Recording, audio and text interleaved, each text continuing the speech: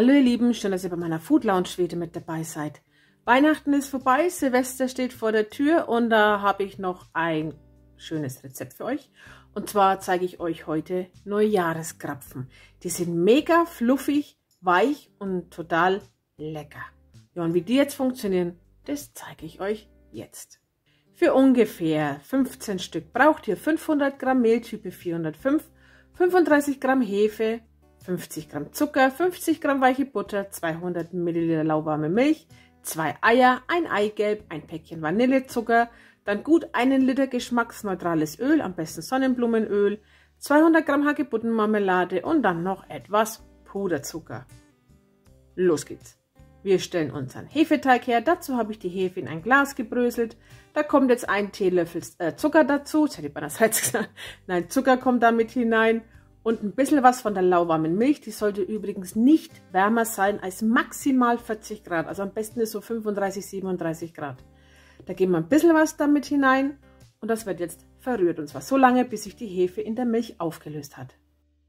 So sieht's aus. Dann kommt das Mehl in eine Schüssel. Da gebt ihr dann noch den Zucker und den Vanillezucker mit hinein.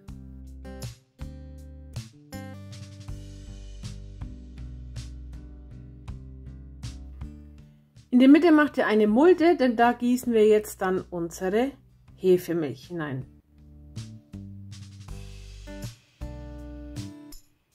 Schön vorsichtig hineingießen.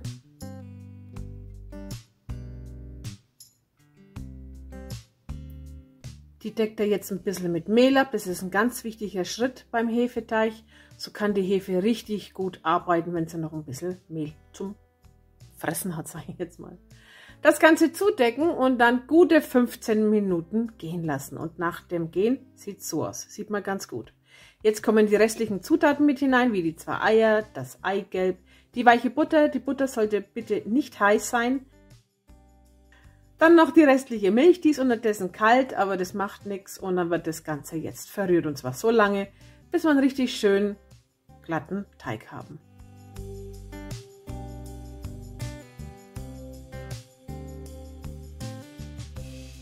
So sah er aus. Wenn ihr das Gefühl habt, der Teig ist zu klebrig, macht gar nichts. Der kommt nämlich jetzt noch auf eine Arbeitsfläche, da gibt ihr ein bisschen Mehl drauf und dann wird er nochmal verknetet. Und durch das, dass ihr noch ein bisschen Mehl mit hineinknetet, wird das Ganze etwas geschmeidiger.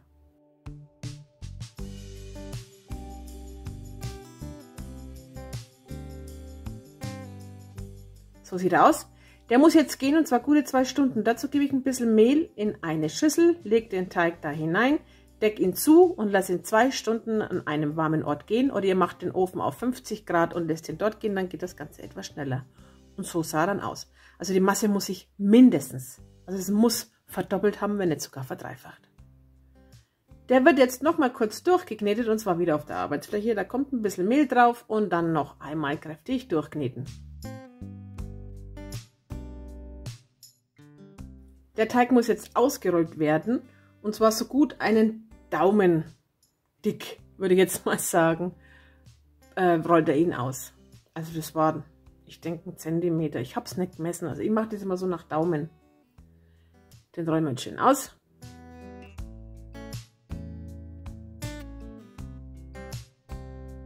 Dann habe ich hier einen Dessertring, der hat einen Durchmesser von 8 cm und da steche ich jetzt lauter Ringe aus.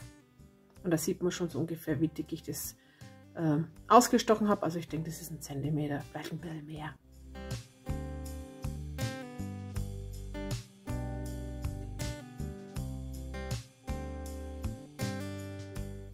So, jetzt haben wir solche Platten. Jetzt formen wir eine Kugel. Und zwar mache ich das immer so. Ich glaube, da hat auch jeder so seine eigene Methode. Wie ihr jetzt hier sehen könnt, klappe ich das alles einfach so nach hinten, so dass sich eine Kugel formt. Dann klebe ich das da hinten zu. Es sollte nämlich kein Riss drin sein in der Kugel. Also das ist ganz wichtig. Die müsst ihr so lange formen, bis sie glatt ist.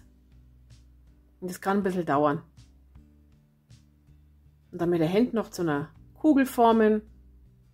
Und dann legt ihr die Kugel auf ein Blech mit Backpapier. Ich habe jetzt die Kugeln wegen dem Gehen auf ein Backblech gelegt mit Backpapier. Backpapier ganz wichtig. Lasst viel Platz dazwischen, denn die gehen nochmal auf. Ich habe jetzt meine zum Gehen für 10 Minuten in den Ofen bei 50 Grad geschoben. Da geht es sehr, sehr schnell und da gehen sie eigentlich auch richtig schön auf. Wenn ihr keinen Ofen benutzen wollt, dann lasst ihr sie gut nochmal 30 Minuten bis eine Stunde da drin. Also die Kugel sollte sich ebenfalls wieder verdoppelt haben und zugedeckt natürlich. Und so sahen sie nach dem Gehen aus. Hier habe ich jetzt mein Öl. Das müsst ihr erhitzen auf 165 Grad. Macht es bitte nicht heißer als wie maximal 170 Grad. Da kommt jetzt eine Kugel hinein und man sieht schon, sie geht dann nochmal auf. Da lasst ihr sie jetzt von der einen Seite 2 Minuten backen und dann dreht ihr sie am besten mit so einer Schaumkelle um. Also das ist echt sehr praktisch. Ansonsten nimmt einen Löffel. Aber mit der Hand ja nicht mehr lange. Dann habe ich noch einen zweiten dazu gegeben und dann immer so weiter, bis halt eben die ganzen Krapfen gebacken sind oder frittiert sind. Die Temperatur vom Öl ist sehr wichtig, denn meine ersten beiden sind zu dunkel geworden. Also da war das Fett zu heiß und dann werden die außen so schnell dunkel und innen sind sie dann noch gar nicht so fluffig. Also achtet darauf, dass er die 170 Grad nicht unbedingt überschreitet. Die müssen dann auf ein Backpapier zum Auskühlen oder am besten Küchenrolle, wie ich am Fett. Jetzt müsst ihr die Krapfen füllen. Dazu gibt es so eine spezielle Tülle. So eine braucht ihr. Anders wüsste ich nicht, wie es geht. Und zwar kommt da in einen Spritzbeutel die Marmelade hinein und dann stecht ihr einfach auf die Seite in den Krapfen hinein und drückt da drauf. Ja, wie viel dann da reingeht, das kann ich euch immer nie genau sagen. Das erfährt man dann, wenn man den Krapfen isst. Entweder ist zu viel drin, zu wenig oder vielleicht sogar auch gar nichts. Und dann noch etwas Puderzucker drüber und dann ist der Krapfen fertig. Und hier zeige ich euch, wie fluffig dieser Krapfen ist. Also sowas Weiches, richtig, richtig lecker. Und der hier hatte ordentlich Marmelade drin. Ihr könnt übrigens auch andere Marmelade nehmen. Es muss nicht unbedingt Hagebuttenmarmelade sein.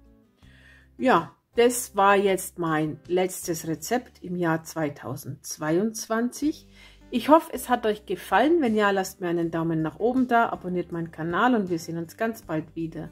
Dann wünsche ich euch einen guten Rutsch ins neue Jahr. Rutscht gesund rüber, passt auf euch auf und wir sehen uns dann im Januar wieder. Tschüss!